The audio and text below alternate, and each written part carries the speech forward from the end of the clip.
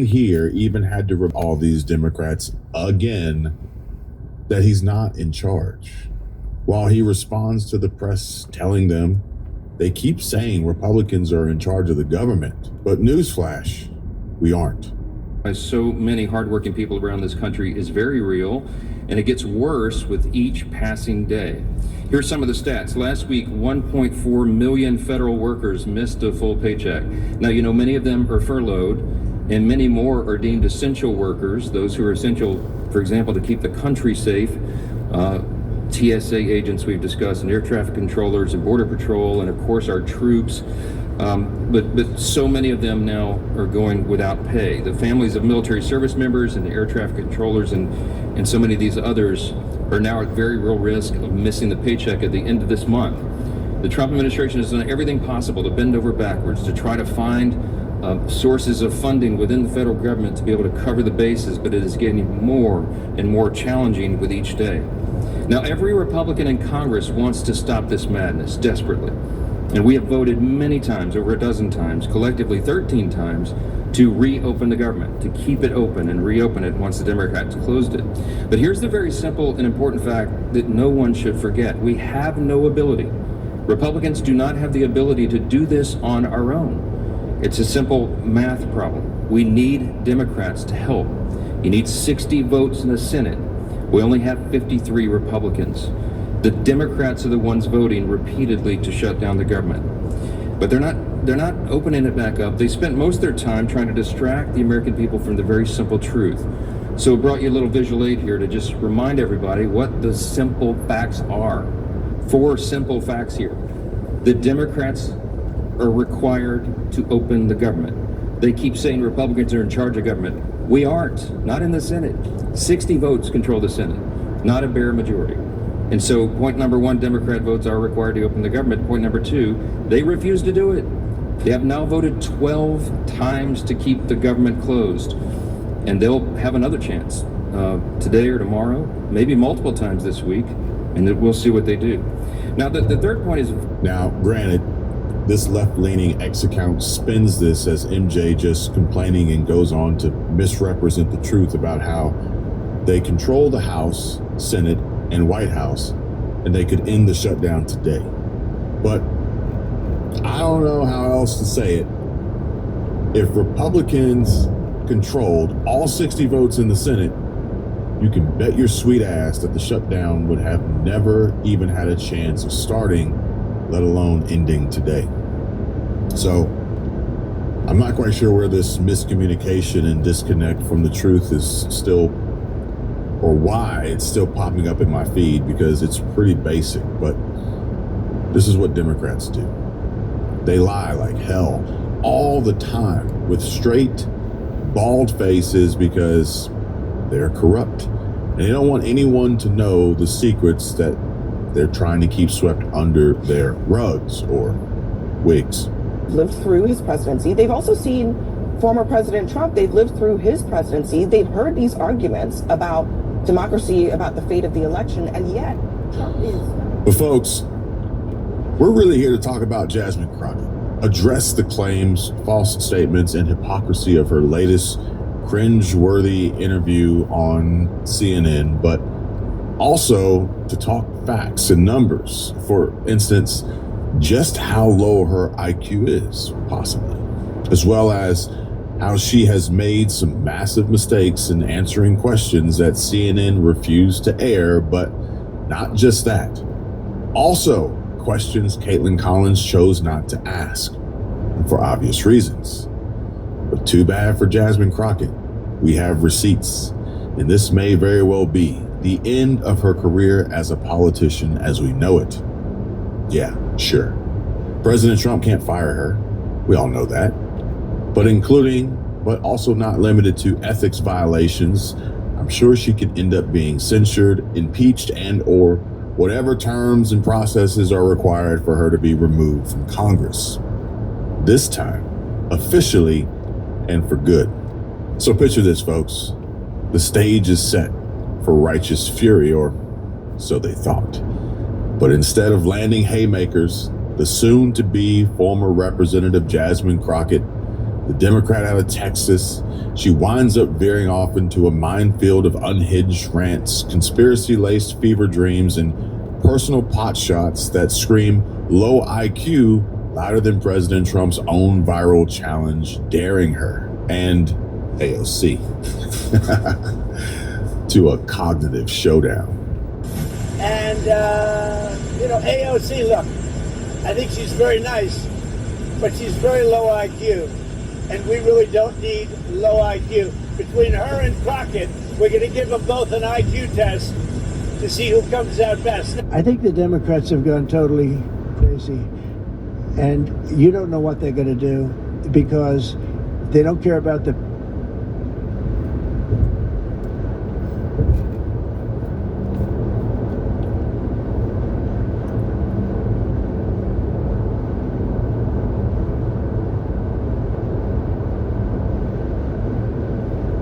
people. They don't. I really think they have no leadership. They have a lot of very low IQ people. Jasmine Crockett is a low IQ person. A lot of them are. I don't want to insult too many of them, but a lot of them are. And here's the kicker. CNN didn't just air the polished version. Behind the curtain, we shall take more than just a peek and pull this back, all the way back, as I expose a trove of bloopers, gaffes, and massive mistakes in her responses that the network tried to edit out faster than all the bad takes of every single Kamala Harris interview last year, and still do to this day. And for the life of me, I don't know why Kamala went on the BBC and said what she said. But I digress. And I want you all to stick with me here. Stay locked in for the dismantling of Caitlin Collins, ever the partisan soft-pedaled artist disguised as a news reporter or journalist whom opted not to probe deeper, ignored any and all follow-ups on Crockett's wild Dominion voting machine nods, or her weak silver spoon Trump takedowns that echo the very ad hominem fire she decries. Jasmine is a fake, and we all know it. But this video will prove it even more and beyond a shadow of a doubt with new, breaking, massive news bombshells that will send her packing and chills down her back. And it's too bad for Jasmine, because we've got the receipts, unearthed from leaked clips, insiders sharing juicy details with me and me with you, and her own unchecked ex-post tirades, possible amount. And it's as simple, let skyrocketing costs or confusing changes leave you open, Babcock, while in the State House. Ran for Congress, right? So like that gives you an idea of how far they go when it comes to the no, but here's the deal. I would have resigned, and I will resign. I'm not finna play with my money. Like, y'all tripping, because I worked on that case for 7 years. Yep. It was against a very small city that literally can't pay it. Now, if for some reason they go find the coins, then absolutely, I'm resigning, forcing a special election, and I'll win, right? But I do have another one that is pending, and it's pending against the city of Dallas. And the officer in that case actually pled guilty. If the city of Dallas does pay up, you heard it here first. I am resigning, and it will be a 7-figure payday for me because as an attorney, yeah, we do have cases that hit for millions of dollars. It's not really that odd. The thing is that I've always been a bleeding heart liberal. I have. I may be in line for some very lucrative fees, she bragged, vowing to quit Congress, cash in, then run again if ethics rules block her. And I think she just implicated herself there. I'm no lawyer, but she's got no husband, no ring, and probably never will. She says she supports herself, yet her empire clashes with the saintly image she pretends to portray. She's one of the worst of the progressive challengers to Trump and MAGA, comparing him to Hitler while her undisclosed dealings echo the very corruption she condemns in Republicans. Redistricting was another one of her pleas and cries for distraction as she screams about GOP power plays, silencing minorities, and now tries to tug on the heartstrings of the rural Republican voters and families not getting $6 a day to eat on food stamps and EBT SNAP. But her secret stocks and debts, Yeah. No mention of that from the ghetto queen. And that's the real sham, folks. Diluting public trust while she eyes the Senate. This is the misdirection and distraction based on lies and underhanded, unlawful activities that Crockett continues to peddle. The rants, the Hitler jabs, the gerrymandering grief. An appeals court has overruled a lower court after they attempted to micromanage the chief of Border Patrol. Also, Erica Kirk, the vice president, spoke at Ole Miss, and National Guard troops are calling for other members of the military to defy lawful orders. A lot to get to here in this video, but let's start with this ruling. Take a look.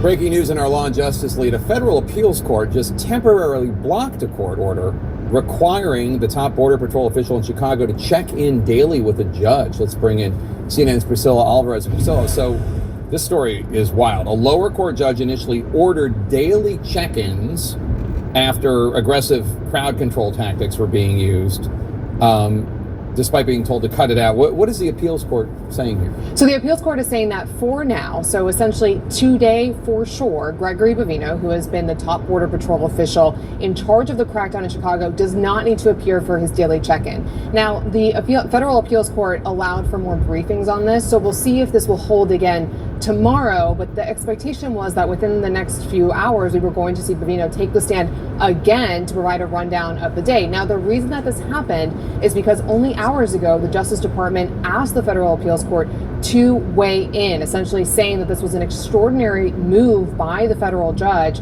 to have Bovino check in, particularly as the official that is in charge of these operations. Now, didn't we tell you this is exactly what was going to happen?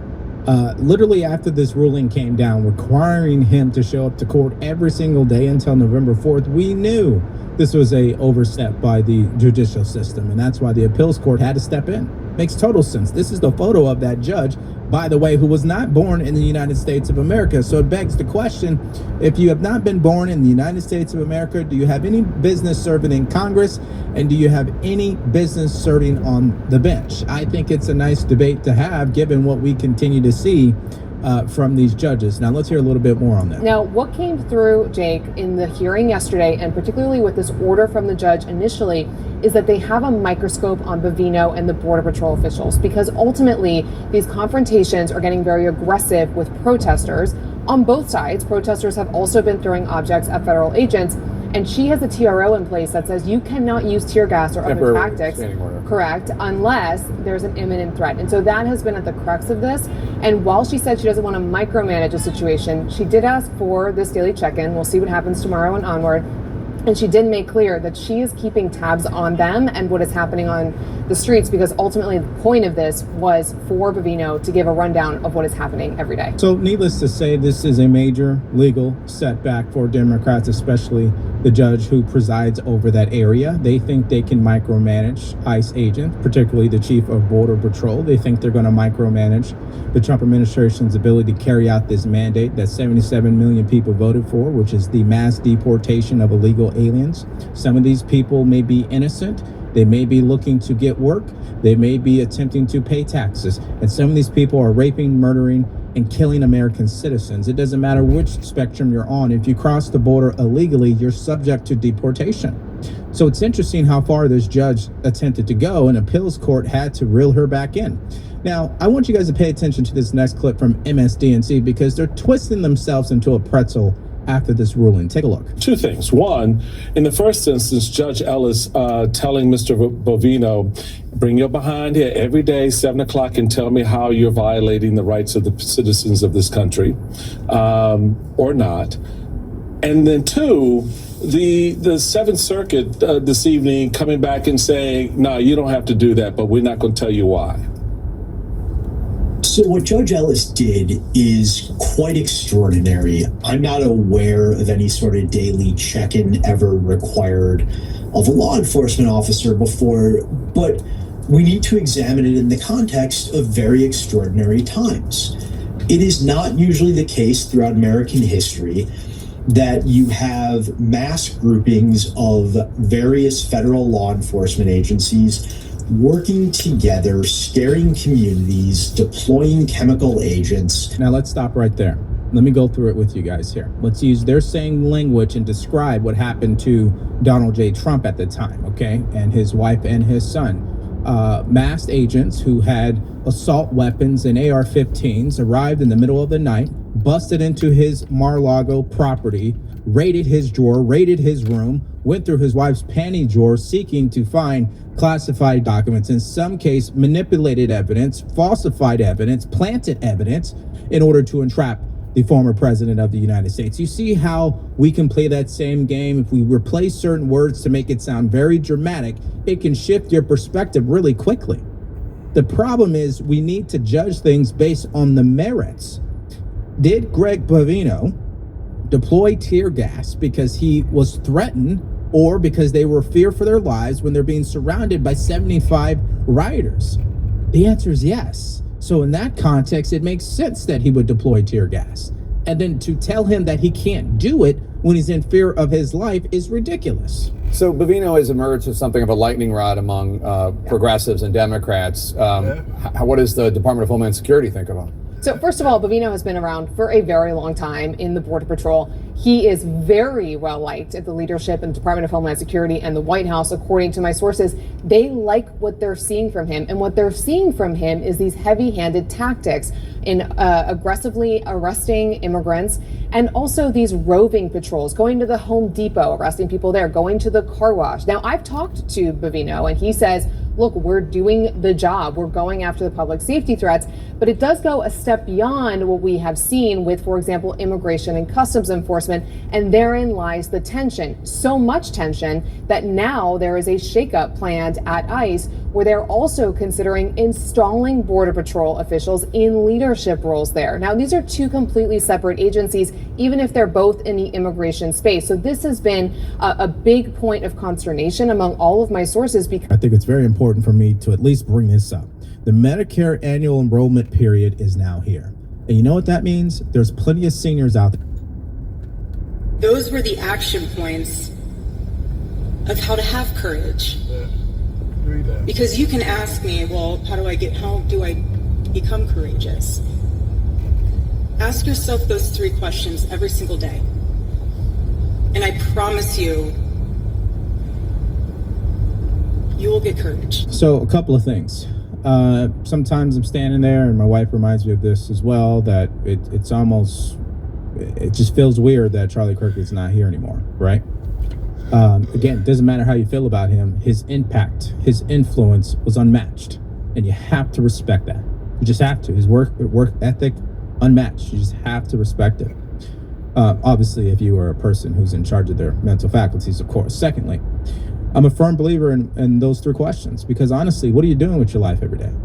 I hope every single day you are advancing, you are expanding, you are growing to bigger and better things. Doesn't matter your age. I'm a firm believer we got to ride this thing till the wheels come off, all the way to the end. Don't slow down. Some of you guys have goals. Some of you guys have things you think, oh man, I can't do this. I can't. Yeah, you can. Service is our purpose. And I hope that every one of you guys watching lean in on that. Okay, now let's go to the vice president, because he had a nice statement as well. Take a listen. But if you think of that advice, Charlie wanted you to get married. He wanted you to fall in love. He wanted you to build a family. He wanted you to find a vocation. That was the advice that he gave on campuses. But that's not just about you. That's also about our country and about our government. Because while you have the freedom to live life as you so choose, I have got a responsibility as your vice president to make the American dream as accessible as possible. And this is why, my friends, this is why we care about all the things that we care about. Why do I care so much about having a secure border in the United States of America? It's because I believe that when you let in a flood of illegal immigration, what it does is it drives down the wages of young people and makes housing unaffordable for the entire American population. That's why we closed down the border. Yeah, there's no question that the president came in hot and got results immediately. And that's why I always continue to tell you guys, people who come after him, including J.D. Vance, if he is elected, they have some big shoes to fill, because you can't, as a president any longer, say that you can't do X, we can't do, like at the end of the day, you just sign that executive order and get it done. That's what the president has been doing. It's all short term, as I told you. That's why Congress is really a problem. At any rate, in regards to affordability in our country, listen, younger people need to understand how to earn money. That is the bottom line to it. There is no changing what Congress has already done. The damage is done. So what can we do about it? We got to arm ourselves with the information we need to improve our financial situation. Financial literacy, that's number one. Number two, mindset, very important. Your faith, that's number three. And then number four, your skill set. What skills do you have that can help you solve a problem?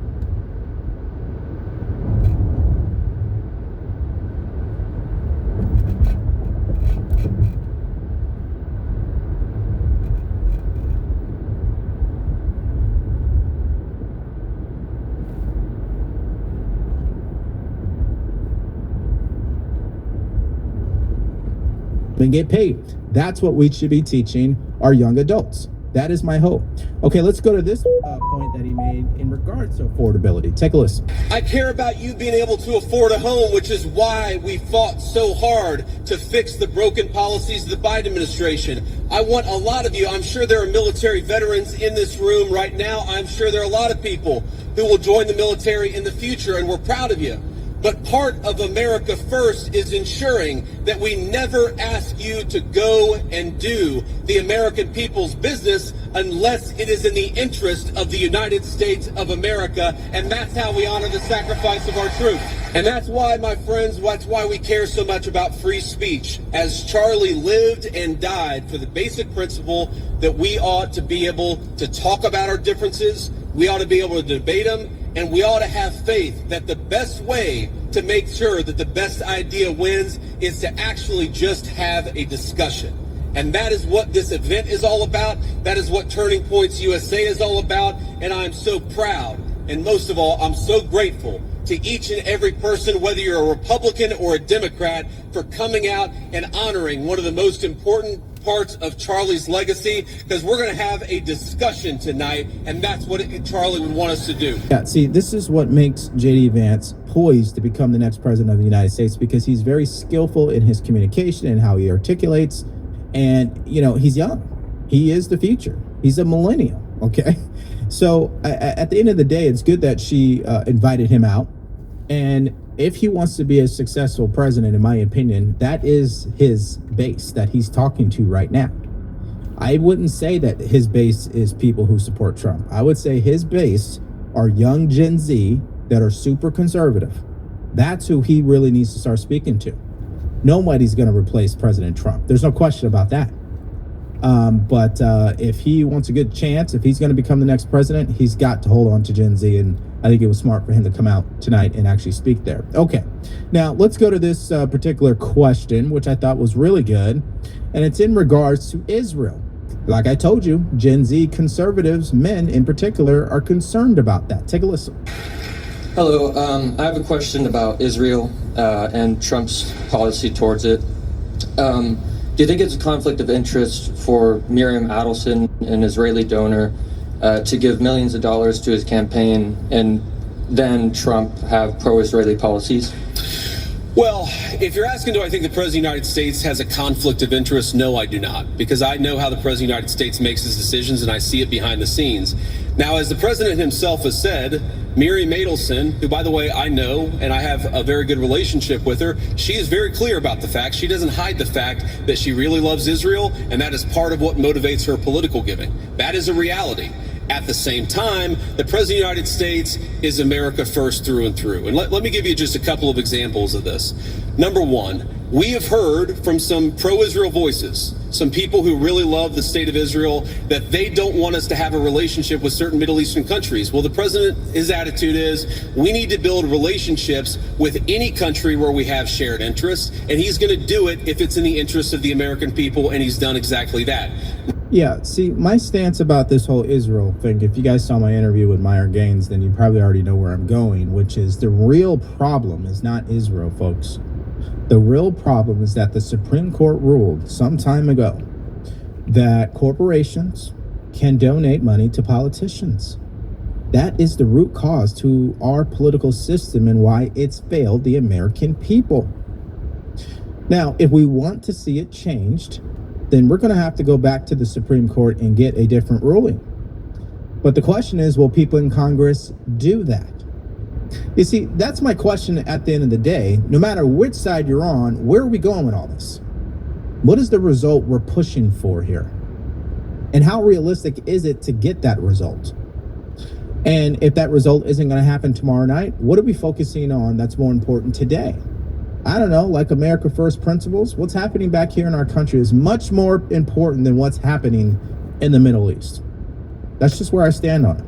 But the vice president continues. Take a listen. Number two, there were people, and I remember this criticism of the President of the United States. I just raised it in the context of a conversation that I had with Charlie. I remember when people said that the President of the United States was going to get us into a multi-100,000 troop regime change war for Israel. This was 4 months ago. This was 6 months ago. Now, the people who accused the President of the United States of wanting to get us into a regime change war for Israel.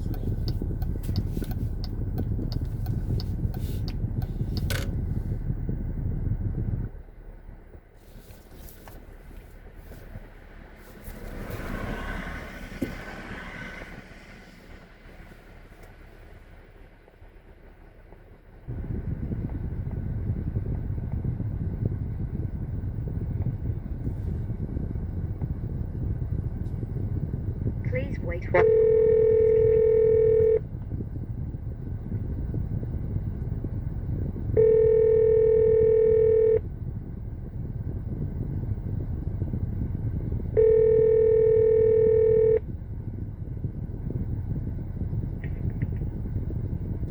Access granted. Access granted.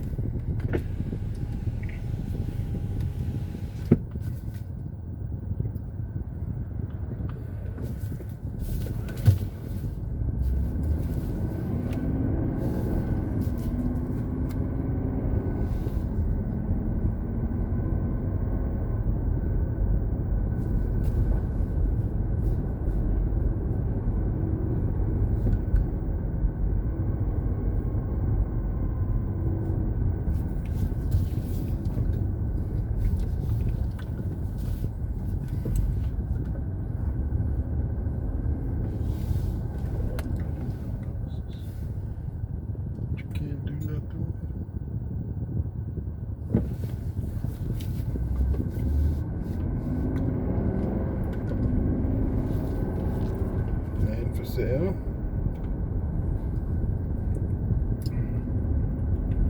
They're building their homes from the ground up out here.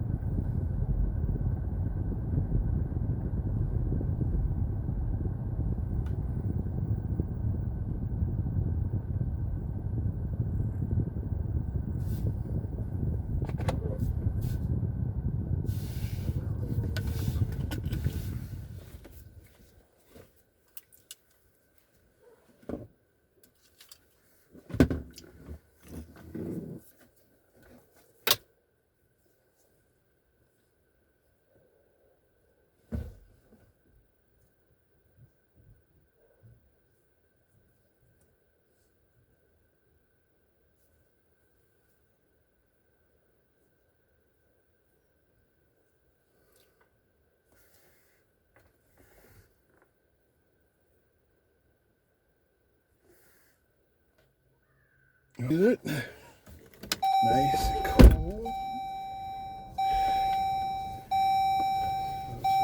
Go put this in the bank. And we got to do you got to do lefts, 3 lefts, 3 rights to get back home. 3 lefts, 3 rights. Okay.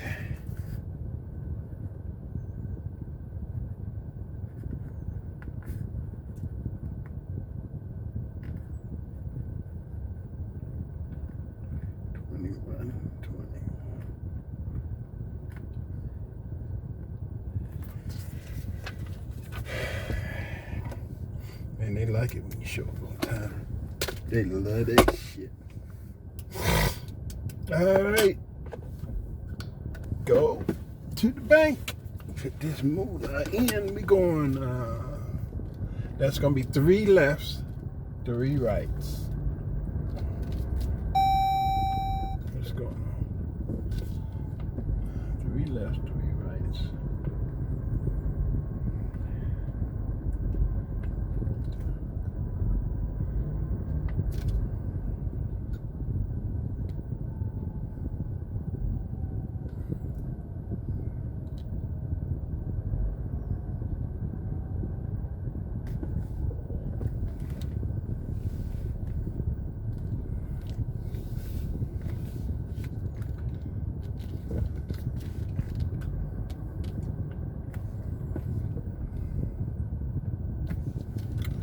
Goes.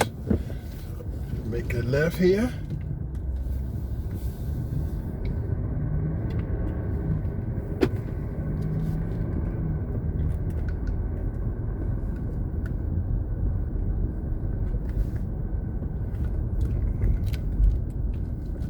Make another left here.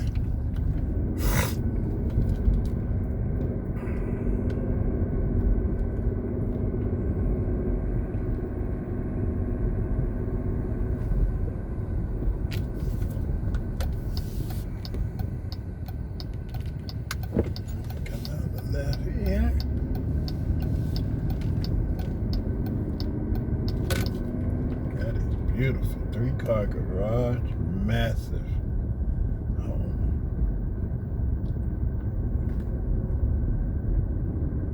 Putting the pool in? Can't tell, probably.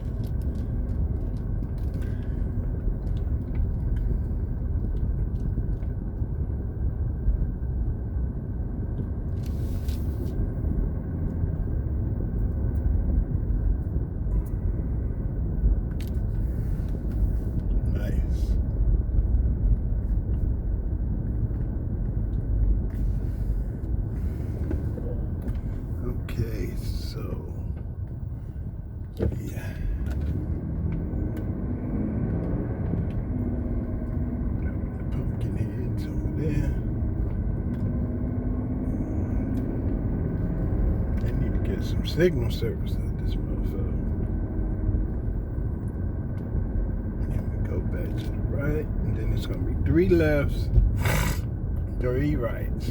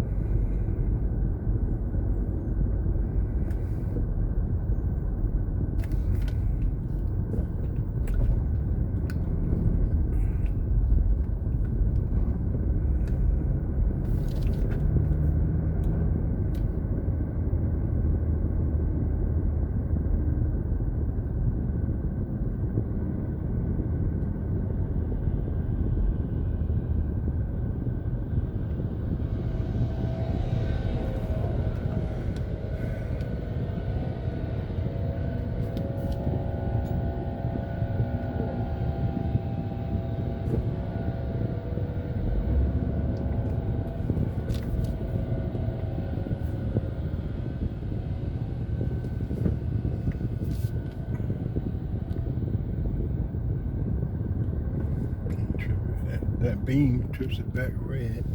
Left. Left. Left.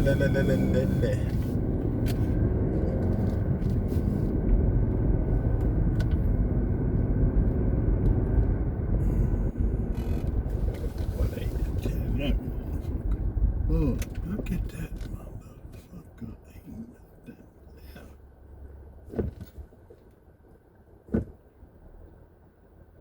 Damn. They ate that motherfucker to the ribs.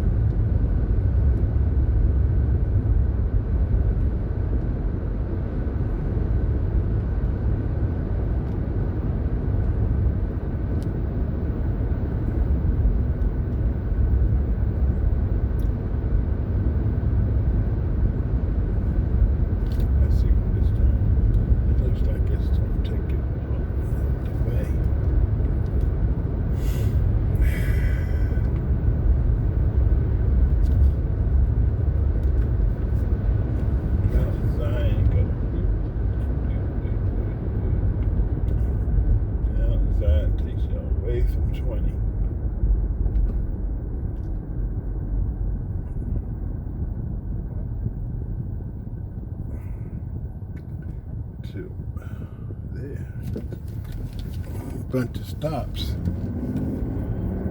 but if you just follow the map,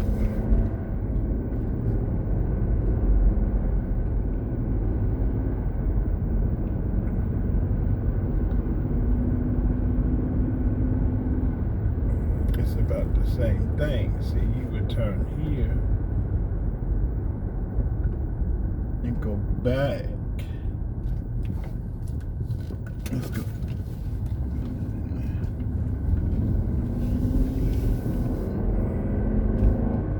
Bethany.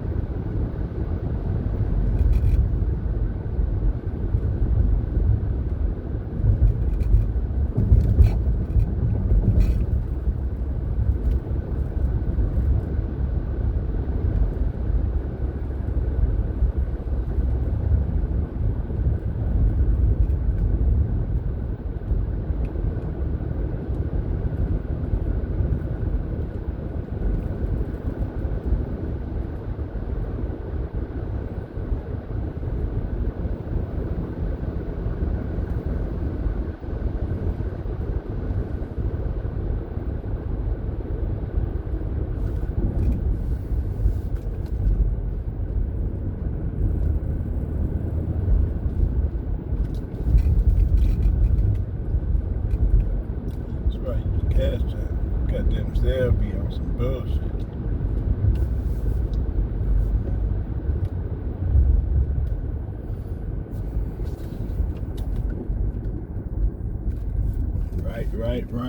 Right. Other right.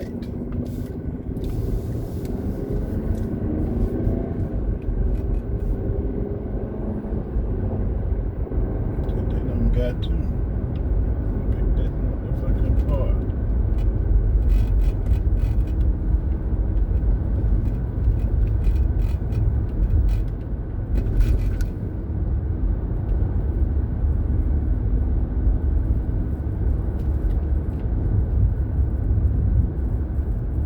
The hair and the fucking feet.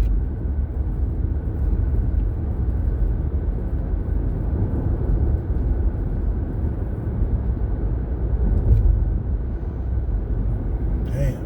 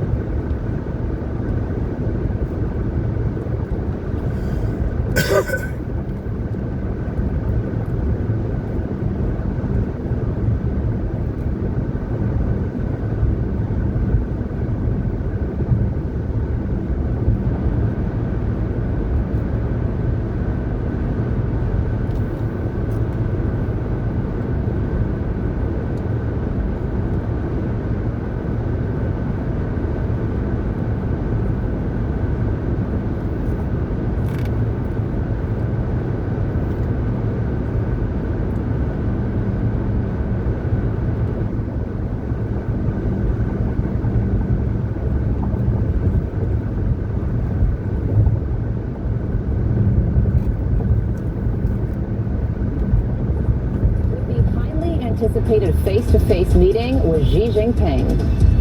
It was an outstanding group of decisions. I think that was made. A lot of decisions were made too. There wasn't too much left out there, and we've come to conclusion on many very important points. You are watching Fox and Friends First on this Thursday morning. I'm Carly Shimkin. And I'm Todd Pyre. We have huge news coming in right now when it comes to trade, as well as stopping the flow of fentanyl into the U.S. Here to break down some of the key details coming from that meeting is Doug Luzader. Doug.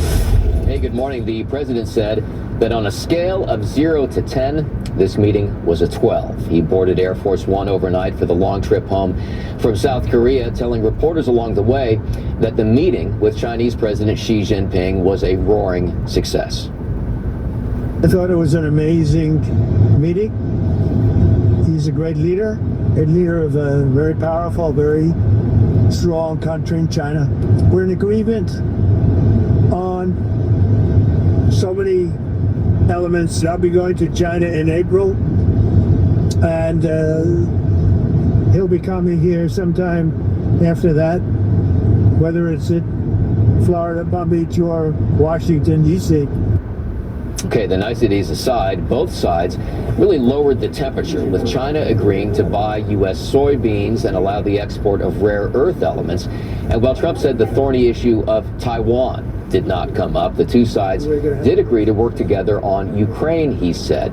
Xi acknowledged that the U.S. and China don't always see eye to eye, but the U.S. did agree to lower some of the Trump administration's tariffs put in place to get China to stop selling chemicals used to make fentanyl. I put a 20% tariff on China because of the fentanyl coming in, which is a big tariff. And based on his statements today, I reduced it by 10%, so it's 10% instead of 20%, effective immediately. I believe he's going to work very hard to stop the debt that's coming in.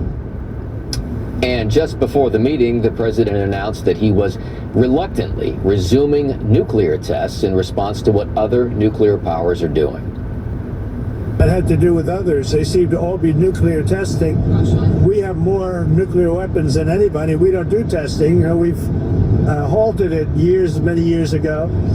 But with others doing testing, I think it's appropriate that we do also. Okay, but as far as the talks are concerned, you have both China and the United States appearing to be taking a step back from an all-out trade war, and the president said that a signed trade agreement may not be far behind. Todd and Carla. Of course, we'll be waiting for that. Doug Luzader, great recap. We appreciate it. With that, let us bring in former military diplomat to Asia, Brent Sadler. Brent, based upon what we know about the details of this meeting, what we heard from Doug Luzader, give it a grade based upon the U.S. side. Yeah. I'd say it's an A, and the reason for that is both sides clearly wanted the same thing, a positive beginning to a new phase of these negotiations. And I think it was helpful that they included more than just economics in these negotiations, because there's quite a lot of issues that are weighing in on this bilateral relationship. Well, just before the meeting took place, the president posted this about nuclear weapons. The United States has more nuclear weapons than any other country. This was accomplished including a complete update and renovation of existing weapons during my first term in office. Because of the tremendous destructive power, I hated to do it, but had no choice. Russia is second, China a distant third, but will be even within 5 years. Because of other countries' testing programs, I have instructed the Department of War to begin testing our nuclear weapons weapons on an equal basis. That process will begin immediately. Thank you for your attention to this matter.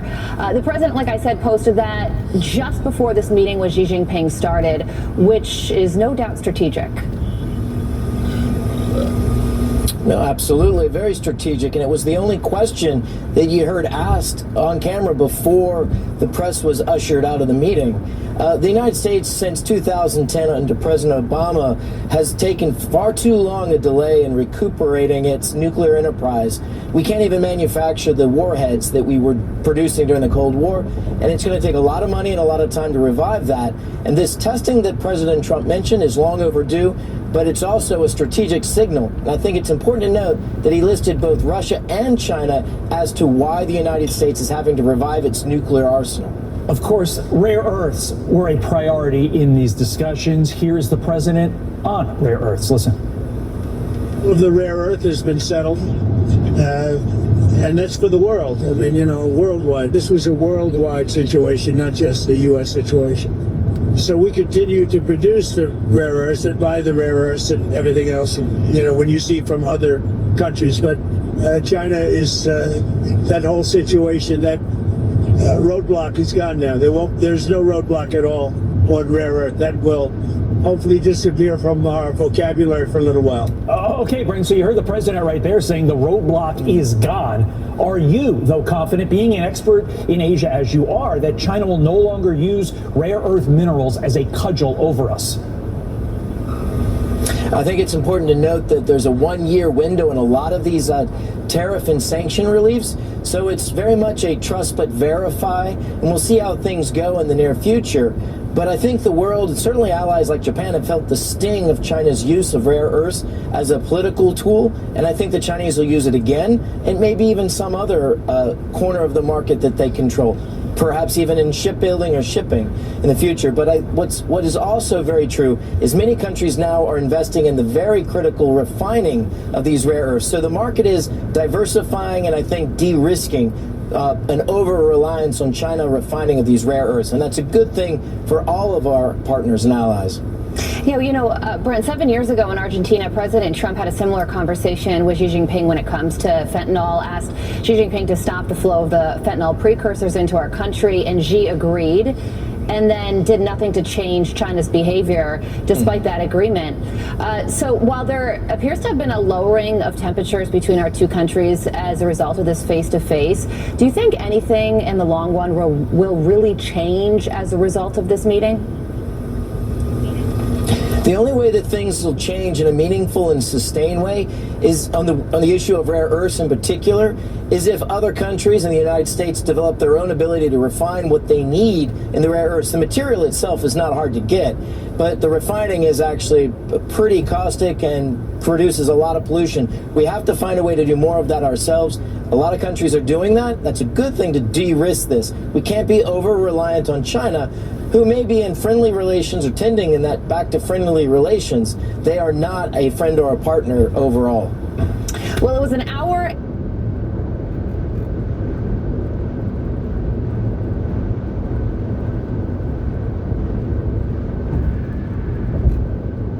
and 40-minute long meeting, and like Doug said at the top, the president said from a 0 to 10 scale, it was a 12. So he's on Air Force One, pleased with the outcome of his face-to-face. Brent Sadler, thank you for joining us this morning. Thank you. More news on the President Trump's trip to Asia. President Trump also reaching a $950 billion deal with South Korea. The country agreeing to pay $350 billion to reduce U.S. tariffs while investing $600 billion in American energy and business. Trump also adding that he approved South Korea's plan to build nuclear-powered submarines, saying, quote, "Our military alliance is stronger than ever before." The submarine is expected to be built in Philadelphia to boost the American shipbuilding industry. All right, over in Washington, Senate Leader John Thune has had enough of Democrats keeping the government shut down. SNAP recipients shouldn't go without food. People should be getting paid in this country. And we tried to do that 13 times. And you voted no 13 times. These are real people's lives that we're talking about. And now the month-long shutdown is impacting one of America's busiest airports. We're going to have the details on that. Carly, the beginning of our show was existential foreign policy. The end will be, would you try candy corn pizza? To celebrate National Candy Corn Day, that is exactly what we are going to do. You won't want to miss it. Remember, you get it all here on Fox and Friends. First, don't change that channel. We are in a live look at the Louvre in Paris, where we're learning 5 new arrests have reportedly been made in connection to the jewel heist earlier this month, bringing the total number of people arrested up to 7. French prosecutors say they were arrested last night, and they now believe the gang involved could be much bigger than the 4 people initially caught on camera during that brazen heist. French media reports that a main suspect was among those arrested last night. The former Illinois State teacher's assistant who was seen flipping over a table that belonged to Turning Point USA chapter members appeared in court yesterday after he was arrested by the feds for allegedly threatening President Trump. FBI Director Kash Patel described the threats as, quote, heinous. 27-year-old Derek Lopez was fired from his role at the school a few weeks ago and had already been arrested by local police for flipping that table. He was charged with disorderly conduct and criminal damage to property. Massive crowds waiting in the rain for hours at Ole Miss to see Vice President J.D. Vance and Erica Kirk speak at the sold-out Turning Point USA event, inspiring the crowd to continue Charlie's legacy of faith and patriotism. The Lord is calling you to rise. Please hear me when I say that courageously. He is.